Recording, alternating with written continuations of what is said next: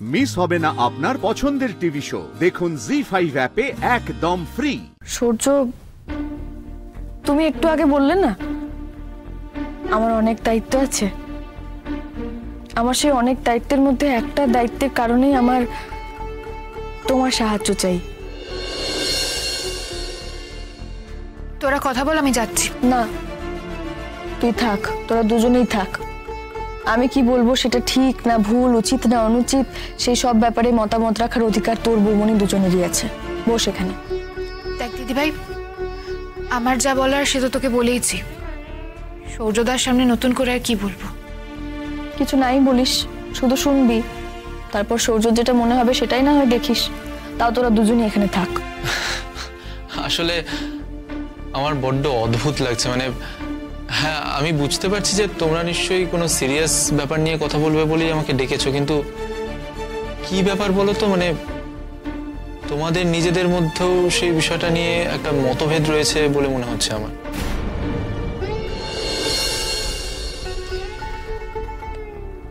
সূর্য, আমি তোমাকে যে কথাটা বলবো তুমি নাই মানতে পারো। তোমার না মানার অনেক কারণ আছে, বরং না মানারই বেশি কারণ আছে। কথাগুলো মেনে নেওয়ার কোনো কারণ সেরকম ভাবে নেই, তাও আমি তোমাকে রিকোয়েস্ট করব, একটাবার ভেবে দেখতে বলবো। আচ্ছা, তুমি সাসপেন্স ক্রিয়েট না করে বলেই ফেলো না কি বলতে চাইছো। প্রায় আমার সত্যি কিন্তু এবার টেনশন হচ্ছে। সূর্য,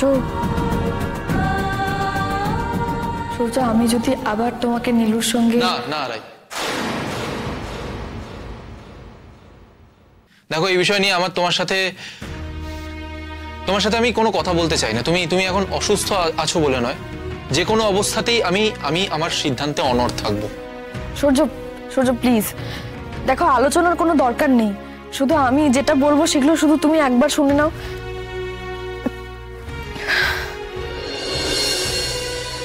রাই, ঠিক এই কারণেই স্রোত তোমাকে বলেছিল এইসব বিষয়ে মাথা না ঘামাতে। তোমার শরীরের পক্ষে এখন এত উত্তেজনা ভালো না। থাকবো মনি, ওকে কিছু বলো না। তোমরা সবাই আমাকে জেদি বলো তো? দিদি ভাই জেদ আমাদের সবার থেকে বেশি, তাতেও নিজের ক্ষতি করতেও পিছপা হবে না। রাই, আই এম সরি আমি যদি তোমার সাথে রুড ব্যবহার করে থাকি। রাই, এই টাকাটা ও প্রথমে আমার থেকে সিরিয়াসলি চেয়েছিল, তার জন্য ও উকিল ডেকে আনতেও কসুর করেনি। আমি ওকে বলেছিলাম যে তোমাদের বাড়ির কাউকে ডেকে নাও, পাছে তোমরা বাধা দাও, তাই জন্য তোমাদের কাউকেও ডাকেনি। ও উকিল ডেকে এনে শাসিয়ে হুমকি দিয়ে ওই টাকাটা আমার থেকে আদায় করতে চেয়েছিল। আমি ওকে বলেছিলাম যে টাকাটা কমাও, আমি বলেছিলাম যে ভরণ পোষণের জন্য আইনত যেটা দরকার আমি নিয়মিত তোমাকে সেটা দেবো, কিন্তু ও মানেনি। বরং একটা বিরাট অঙ্কের টাকা একেবারে নিয়েও আমার থেকে পুরোপুরি সম্পর্কটা চুকিয়ে দিতে চেয়েছিল। মত বদলালো কেন? কেন বদলালো সেটা আমি জানি না স্রোত। হ্যাঁ, হয়তো ওর মনে হয়েছে যে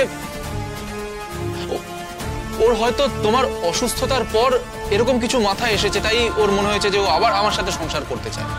ওর মনে হয়েছে ও অসুস্থ থাকলে ওকে কে দেখবে, ওর হয়তো একটা অসুখেই পুরো টাকা চলে যেতে পারে। বা ইভেন ওর তো এ বাড়িতেও খুব একটা ইমেজ ভালো নয়, এ বাড়িতে এলে যে তোমরা সবাই ওকে অ্যাকসেপ্ট করবে সেরকমটা হয়তো নয়, তাই জন্য ওর মনে হয়েছে যে ও আমার সাথে আবার সংসার করতে চায়। রাই, ও আমার সাথে যা যা করেছে না, তারপর শত চেষ্টা করে ওর প্রতি আমার ভালো লাগা আসছে না, ভালোবাসা তো দূরহস্ত। জি5 ডাউনলোড করুন আর সব এপিসোড দেখুন একদম ফ্রি।